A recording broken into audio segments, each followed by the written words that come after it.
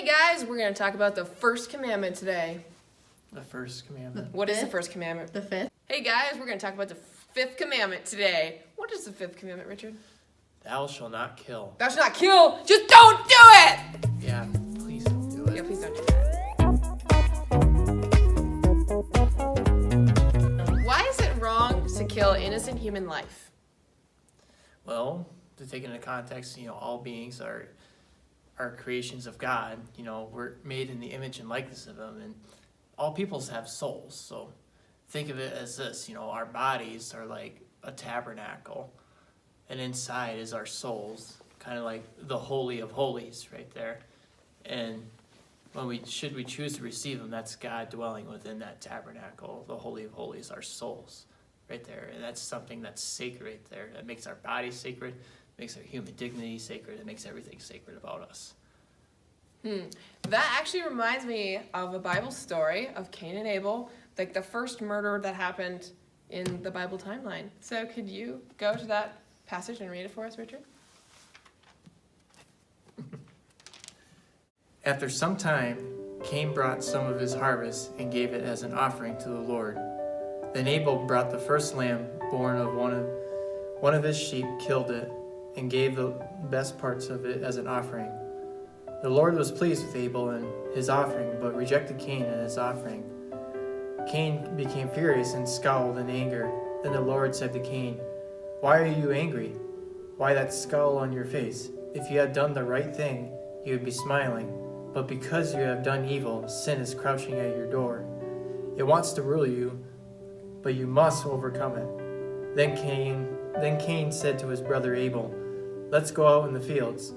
When they were out in the fields, Cain turned to his brother and killed him.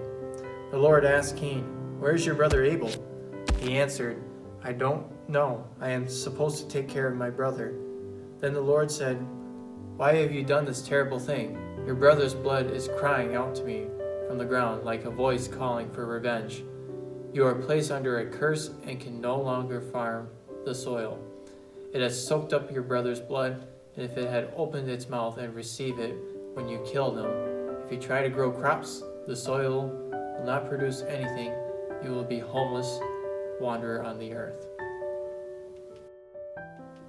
Wow, thanks for reading that, Richard. So basically, that's the story of murder in the Bible, and it kind of encompasses, after the fall of Adam and Eve, our tendency to be jealous of one another, and our tendency to hate. So yeah, now we're going to talk about respect for human life, and what that looks like. So the first one is love of self. So that means taking care of yourself, not thinking bad things of yourself. You should one guideline for this is a lot of times as we'll be in our heads and say negative things about ourselves. And a good way to not do that is think of yourself, think about talking to yourself as you would a younger sibling. So you want to be gentle and don't say anything that's not true. The second one is love of neighbor. So that's treating others around you like you would want to be treated. So a sub-point of love of neighbor, we have to stand up for what is right, what we know to be right. We have to defend human life and respect the dignity of others. So what are some things that maybe killing would be okay? Well, if you're in legitimate defense, killing one in order to save one's own life, such as, a woman defending her virginity, or say there was a robber in your house, they had a gun, you're defending yourself so they don't hurt you. So if you can defend in some other way without having to kill somebody, so say somebody was attacking your reputation, there are other ways to get that back without having to kill somebody. So people can attack you in verbal ways, which it wouldn't be necessary to defend yourself in killing them. Intentional homicide is always grave. So what are some examples in which killing somebody would be extremely grave? Well, maybe killing your spouse. Yeah, that that would be bad. Yeah, so just like other examples would be like the killing of like your child or killing your brother, because it breaks those family bonds, is why they're like very like grave. So yeah, just some other things that are associated with the fifth commandment that we're gonna cover briefly.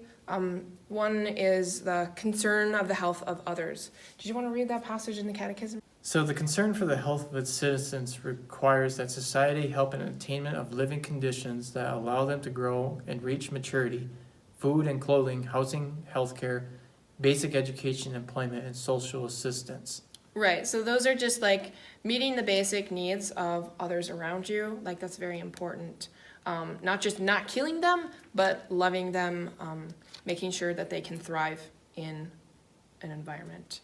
Other things that kind of are under the fifth commandment, so kidnapping, like hostage and torture of innocent people, that's going to be wrong and under the fifth commandment. Even though you're not exactly killing them, you're still tearing at their dignity, which is not okay.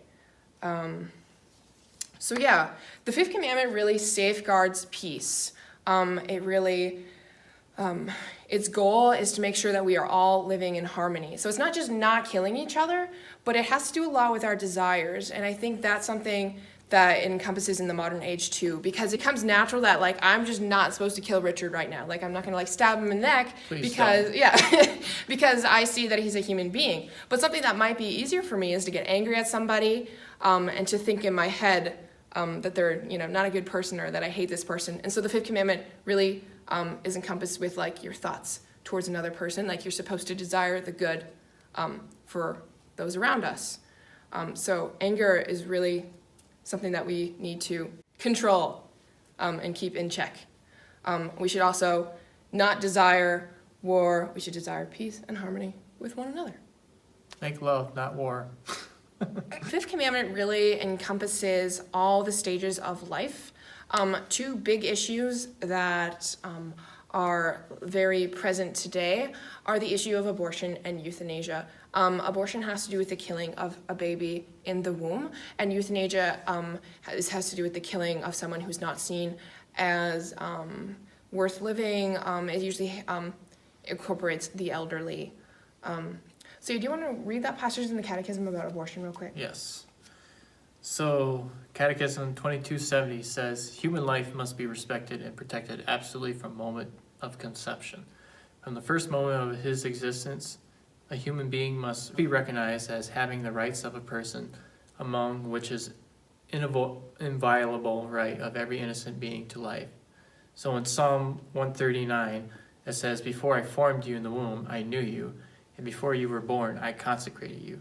My frame was not hidden from you when I was being made in secret. So yeah, that's kind of how God loves us from the moment of conception till death. And so for the fifth commandment, we need to respect everyone, no matter how useful we think they are or whether or not they have the ability to do things. Yeah, I guess too, right there, God knew that he made us. Life begins at that moment. God said that himself right there. And when Jesus leaves in the ascension, he's creating that link between heaven and earth. Basically, when the people come over there, the two people that appear to the disciples as they're looking up, they're saying like, hey, why are you still standing there and stuff like that, They're basically saying, do what Jesus did, do what God did, bring heaven down to earth. So basically what I'm saying is like, do as God did by recognizing that human dignity, that life begins at conception. Yeah, and these are two very controversial issues, and there should be taken a lot of care with it. There's so many circumstances surrounding the issue, and so we should really not take these things light.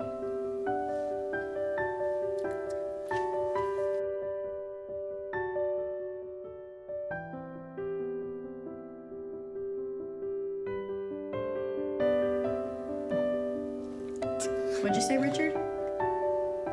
All life is precious in the eyes of God.